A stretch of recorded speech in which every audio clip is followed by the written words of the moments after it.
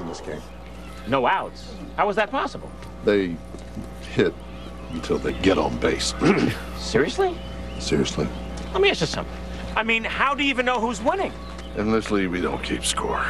Every game ends in a tie.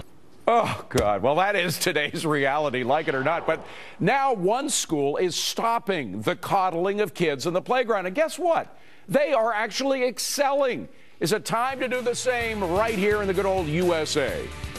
No rules during recess. A school down under is doing it. Now bullying is down and concentration is up. Would it work here? Well, did you hear about this? A school in New Zealand giving up the idea of coddling kids and keeping them in some kind of security blanket, cutting out all those strict rules against tough games, and finding out that there's actually less bullying when adults stop fretting. And the kids are also concentrating better in the classroom. Sabrina, you say, bring it here.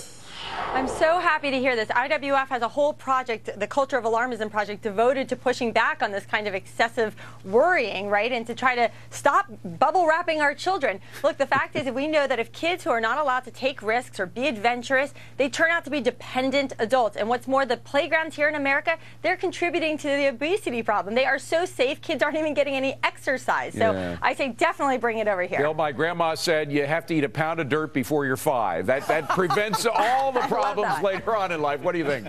Very wholesome, but let me tell you a sad story. Last year, a 12-year-old was shoved a little too hard in a suburban Pennsylvania schoolyard, and he banged his head, went into a coma, and died. So my question is, do we really want recess to be totally unsupervised? Do we want to turn every playground into a set from Lord of the Flies? Yeah, but Steve, we've experimented with bubble wrapping, as Sabrina said. I love that image, bubble wrapping our kids, and that hasn't worked out too well, has it? No, it hasn't. When I grew up, they had something called recess, where for 15, 20 minutes later in the morning, you could go out, play handball, you could play basketball, you could play with things called seesaws, jungle gyms, swings.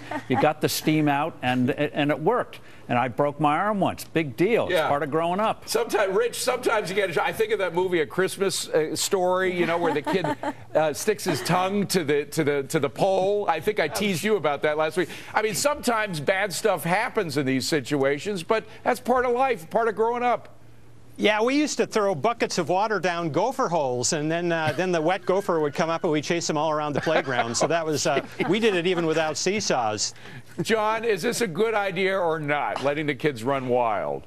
Yeah, I'm fine with it. I think I was bullying someone once in the 2nd grade, and I got pushed and broke my nose. And the thing is that kids go through those stages. They're bullying. No amount of supervision is going to change it. But ultimately, kids grow up, and they'll grow out of this. Leave kids alone. Let them have fun. Emac, you were bullied from the time you were born, weren't you? Yeah, you know, stop the bullying. I'm against it. You know, yeah, there was a lot of bullying going on, but you go up and you punch the kid right back in the nose. Listen, I grew up with where the playground was a parking lot at our elementary school, and up the street they played with lawn darts at night where the adults were drinking vodka tonics. So this is a real message for the school monitor-in-chief in the White House that the benefits of risk-taking does develop the children. So the playground rule book and the government also has to stop with what's going on with the U.S. economy. All right. Coming